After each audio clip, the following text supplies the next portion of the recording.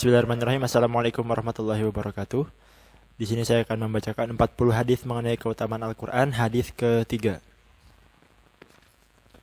Dari Uqbah bin Amir radhiyallahu anhu, ia berkata, Rasulullah sallallahu alaihi wasallam keluar dan menemui kami di Suffah.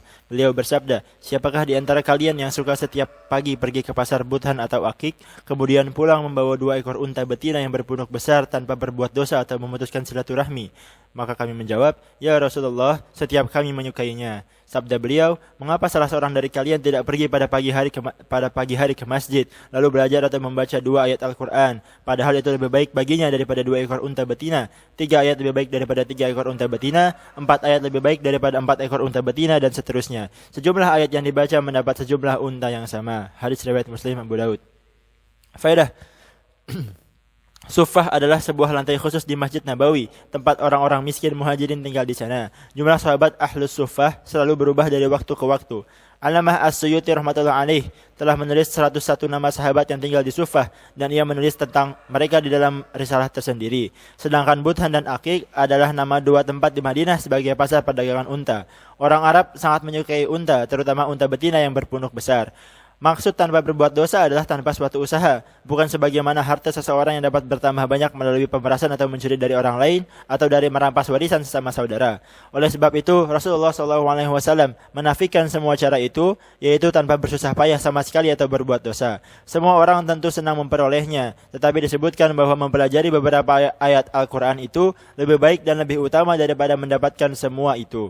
Hendaknya kita meyakini bahwa seekor atau 2 ekor unta sama sekali tidak sebanding, bahkan walaupun dibandingkan dengan satu kerajaan seluas 7 benua, semua pasti akan ditinggalkan. Jika bukan hari ini, tentu pada hari esok. Ketika maut menjemput, pasti semuanya terpaksa harus berpisah. Sebaliknya, pahala membaca 1 ayat Al-Quran akan bermanfaat selama-lamanya. Dalam urusan keduniaan, kita dapat menyaksikan bahwa seseorang yang diberi 1 rupiah tanpa beban tanggung jawab apapun akan lebih senang daripada dipinjami 1.000 rupiah agar disimpan olehnya. Tetapi kelak akan diambil lagi karena ia terbebani amanah tanpa mendapatkan manfaat sedikit pun. Inti maksud hadis di atas adalah mengingatkan kita akan perbandingan sesuatu yang fana dengan sesuatu yang abadi. Ketika seseorang diam atau bergerak, hendaknya selalu berpikir apakah dirinya sedang berbuat sesuatu yang sementara dan sia-sia, atau sesuatu yang kekal dan bermanfaat. Betapa rugi waktu yang hanya digunakan untuk mencari bencana yang abadi. Kalimat terakhir dalam hadis di atas menyebutkan bahwa jumlah yang sama tetap lebih utama daripada jumlah untanya. Kalimat itu mengandung 3 maksud, yaitu 1. Hanya sampai jumlah 4. Masalah ini telah dijelaskan dengan terperinci, dan selebihnya disebutkan secara umum bahwa semakin banyak ayat itu dibaca akan lebih utama daripada sejumlah unta yang sama. Adapun unta yang dimaksud adalah semua jenis unta, baik jantan maupun betina. Disebutkan hingga jumlah keempat agar dapat dibayangkan sebagaimana jika lebih dari 4. Yang kedua, jumlahnya sama dengan yang disebutkan dalam hadis di atas, tetapi untanya bergantung pada selera masing-masing. Ada yang menyukai unta betina, ada yang menyukai unta jantan. Oleh sebab itu, Nabi SAW menegaskan bahwa 1 ayat lebih berharga daripada seekor unta betina. Jika seseorang menyukai unta jantan, artinya 1 ayat lebih baik daripada unta jantan. Yang ketiga, keterangan di atas hanya untuk jumlah tersebut, tidak lebih dari 4. Jika dibandingkan dengan maksud kedua, maka bukan saja lebih baik daripada unta betina atau jantan, tetapi lebih baik daripada keduanya. Jelasnya, membaca satu ayat lebih baik daripada sepasang unta jantan dan unta betina. Demikianlah seterusnya, setiap ayat lebih utama daripada sepasang unta.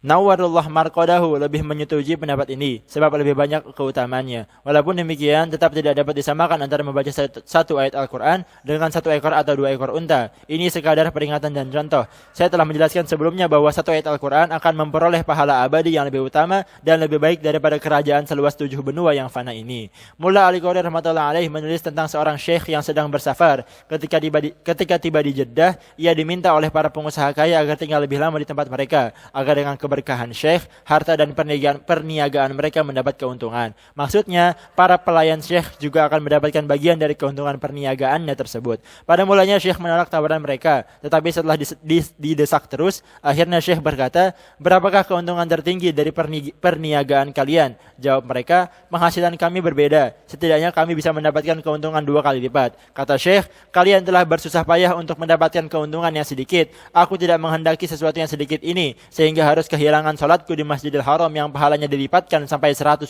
kali.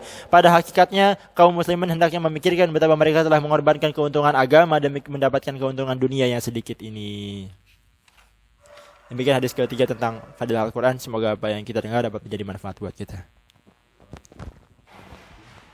Wassalamualaikum warahmatullahi wabarakatuh.